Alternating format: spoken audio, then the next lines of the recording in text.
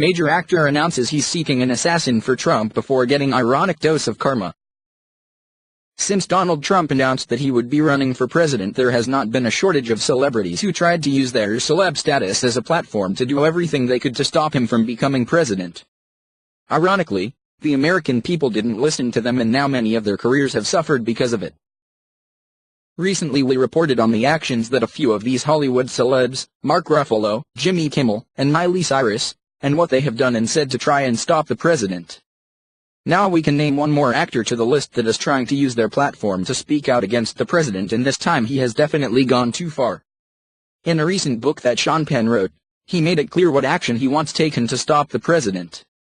Madonna may have spoken these same words, but he put it all down in writing. According to People, Sean Penn's controversial new novel seems to be taking aim at President Trump. The Oscar winner's first fictional book, titled Bob Honey Who Just Do Stuff, is an expanded version of his 2016 audiobook of the same name, which he claimed was written by a mysterious figure named Poppy Pariah.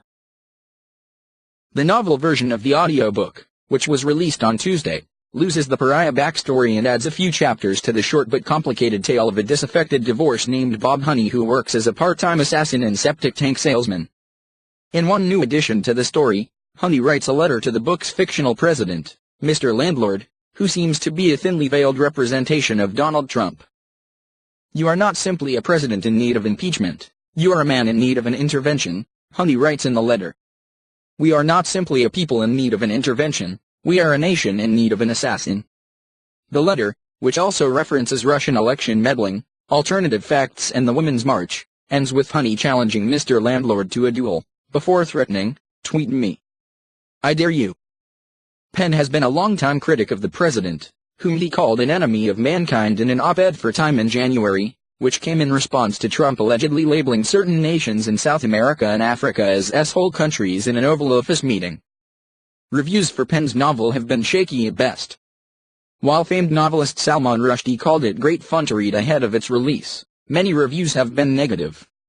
For example, The Washington Post wrote that Penn should never quit his day job, while the New York Times observed that the book eventually induces something like Stockholm Syndrome. You admire the novel just because you're surviving it.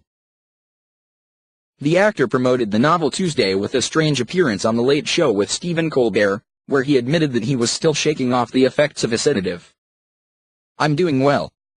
You've inherited a little of the Ambien I had to take to get to sleep after a red-eye last night," Penn told Colbert at the start of his sit-down.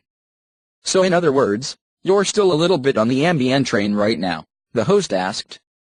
Penn responded, "A little bit," and proceeded to light one of the 2 cigarettes he smoked during his short interview. Fans and viewers quickly took notice of Penn smoking on TV and shared their reactions on Twitter, with many expressing bewilderment.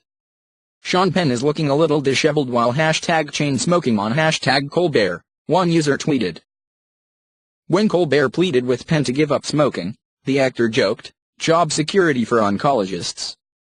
Though his smoking garnered attention on social media, another interview moment was much talked about, this time in a more positive light.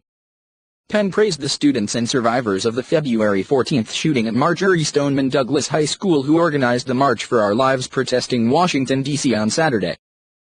Within days of that, not only are they stating their case with incredible sobriety and articulate words, but in such an inclusionary way.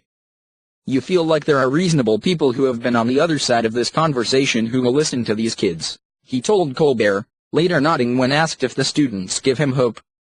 Bob Honey Who Just Do Stuff is available now. It is laughable that Sean Penn would think anybody would care what he has to say about President Trump. He is the portrait of what is wrong with celebrities. As he sits there chain smoking and hopped up on Ambien, he delivered his hate speech. This is what young America is listening to. The ironic dose of karma is that he killed his career, not Trump, with making such a sickening claim. Trump curse strikes again.